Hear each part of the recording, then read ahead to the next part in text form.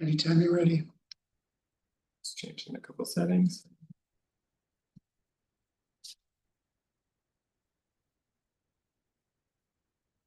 Going to be brief and action.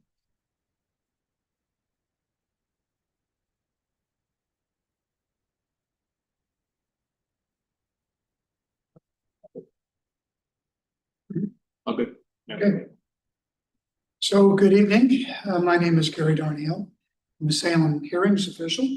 For the record, it's 5:30 on Wednesday, October 8th, 2025. This evening, we have one hearing on the docket. Concerns an application for a conditional use permit for a short-term rental on property zoned RS at 1120 Morningside Street Southeast. The applicant is Molly Edwards, and this is case number CU 25-08. For the record, also, the applicant, neither the applicant nor members of the public are present, at least at this time. I'll just summarize some of the requirements that the code indicates must be presented at a hearing. Evidence that is admissible at these proceedings is such as would be commonly relied upon by a reasonably prudent person conducting their serious affairs. I will exclude or not find admissible testimony that's not relevant material or overly argumentative or repetitive. It's important to remember that you need to raise substantive and procedural issues at either this stage of the proceedings, or if my decision is appealed to the Planning Commission at that stage, in order to preserve your right to raise those issues before the Oregon Land Use Board of Appeals. In raising the issues, you need to raise them with a sufficient degree of specificity to allow other parties to understand the nature of your concern. The burden of proof lies with whoever's raising a fact or position. The ultimate burden lies with the applicant to show by a preponderance of the evidence that all the approval criteria have been met. By statute, you have the right to request that the record be held open 7 days. You also have the right to request a continuance of the hearing. However, you need to show that merely holding the record open for 7 days or longer is not sufficient to address your concerns. This hearing is electronically recorded, so that we ask that when you testify, you use the podium to my left, and as a preface to your testimony, state your name for our record. Begin the hearing with a staff report, and normally that's followed with the applicant's presentation and then testimony from others in the public. Since none of those are here, I'll limit it to the staff report. Any person who has standing to this proceeding has the right to appeal my decision to the Salem Planning Commission. You have 15 days from the date of notice of the written decision is mailed to do so. Finally, the Salem Code requires that the decision maker be impartial. In that regard, I'd like to indicate that I've had no ex parte contacts, nor do I have any actual or potential conflicts of interest to declare. At this time, a member of the audience may challenge my impartiality or the jurisdiction of the hearings official. Hearing no challenges, I would request the staff report. Ms. Pedersen.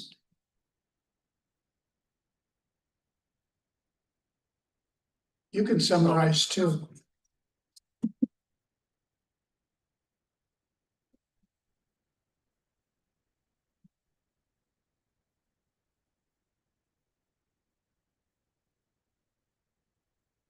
You just use that or the mouse.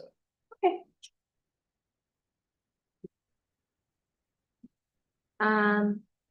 Hello, I'm Abigail Peterson with the Planning Department, and I'm here to present the conditional use permit for 1120 Morningside Street Southeast. And I request this presentation and the staff report be submitted into the record. Oh, yes, it is so accepted. The conditional use permit is for a short-term rental within an existing single-family dwelling at 1120 Morningside. Street southeast. This slide shows the location of the property that is proposed to be a short-term rental. This is a more zoomed in map with aerial images. The zoning of the property is RS, so single-family residential. The short-term rental is proposed within a 1,248 square foot, 3-bedroom, single-story home with a 2-car garage, and no changes are proposed to the structure. The approval criteria for a conditional use permit are as follows. The proposed use is allowed as a conditional use within the RS zone, which a short-term rental is allowed as a conditional use within the RS zone. The reasonably likely adverse impacts on the immediate neighborhood can be minimized with conditions. Conditions have been recommended to limit adverse impacts, which I'll share on the next slide. And the proposal will reasonably be compatible with and have minimal impact on the livability or development of surrounding properties. Staff believes the proposed use will be similar to single-family uses with the implementation of the proposed conditions. The conditions are as follows. The maximum number of guests in the short-term rental shall not exceed 6 persons, and this excludes children under the age of 12. The short-term rental shall be rented to only one group of individuals at a time. And the short-term rental shall be limited to provisions of lodging, no events or commercial activities. The fourth condition is that the short-term rental shall not generate noise beyond the property between 10 and 8 a.m. And the last condition is that 4 bicycle parking spaces shall be provided meeting applicable standards for the short-term rental use. No comments were received by public agencies, the neighborhood association, or any members of the public. Staff recommends the approval of the conditional use permit with the recommended conditions of approval outlined in the staff report. Thank you, and I'm available for any questions. Access is onto Butte Ave, is that correct?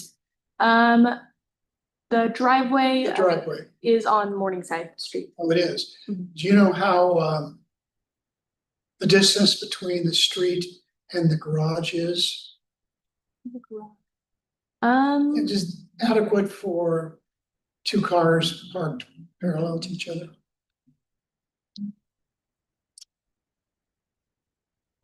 In length or in width?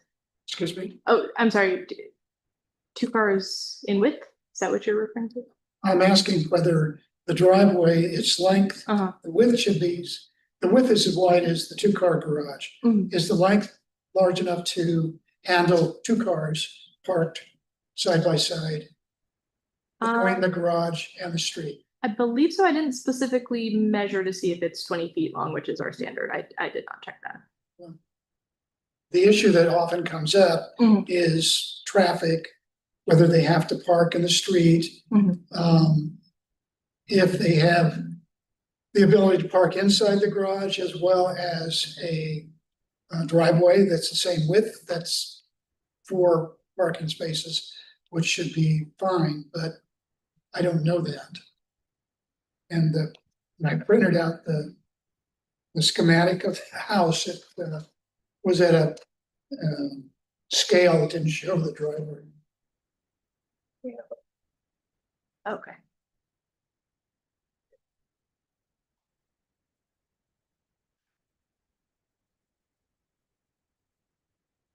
Oh, it doesn't include driveway at all. on this. The interior. To your knowledge, does the applicant have other short-term rentals or long-term rentals? They have an experience in this? I'm aware of them having one other short-term rental, which is also going, they're applying for a conditional use permit for that rental as well. Do you know how long they've had that? I do not know how long they've been operating. The last applicant had a video security arrangement that showed the property so they could monitor it at all hours. Do you know if this applicant has such a device? I'm not aware of that. I wish I had my personal laptop because I think they mentioned something about having people live in the neighborhood, but I could be wrong. People live in the neighborhood. Well, that they know is what I was. Did they live in the house prior to turning it into a short-term rental? Do you know? I'm not aware. No. Why the applicant should be.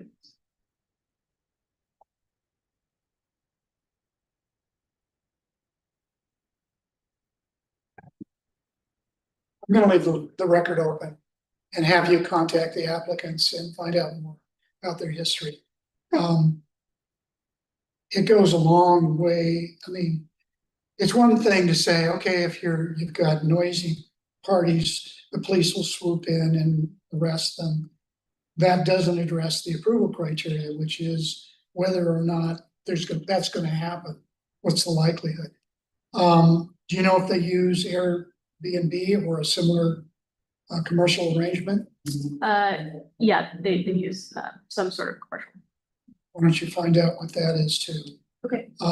The previous applicant indicated that was one of the things they did is they screened the potential guests through Airbnb, which rates the customers after they leave, you know, and it's like a 1 through 5. And what she said was if it wasn't a 5, she wouldn't rent it to the people. So that goes a long way to addressing the issue of whether the likelihood of whether they're going to have guests that are going to violate conditions create incompatibility with the neighborhood. So, Do you have a list of questions you would like for us to send to the applicant to answer? yeah, I didn't, I mean, it was sort of up here. I was hoping the applicant would be present. Yeah. I spent $1,000 on a permit, I sure as heck would show up. But why don't I send it to you tomorrow? Okay. We'll hold the record open for a reasonable time. We'll set the time once you get the answers to your satisfaction. But, Okay. Okay. I'm trying to think of procedural things. So it will just be the written record will remain open. We will not hold another hearing. Correct. Okay. Let's say a week, Okay. just to have a finite end to it. Okay. Yeah, I don't see any problems per se, but there isn't really a lot of information in the record to address the criteria. I mean, it's really awkward sort of situation because it's so dependent on their ability to monitor and enforce the rental agreements. So I'll try to draft something tomorrow with various questions. Should be real easily answered by the applicant. That's good. And it would probably be best if the applicant wrote them out and signed it and got it to you. We can include that in the instructions too. Excuse me. We'll include that in the instructions to them. And it, it could be, just a message, a text. They want to do it that way. Okay. But I want something that's from them Yes. to us in the record. Okay, if there's no further testimony, we'll close the public hearing. Why aren't we doing this remotely?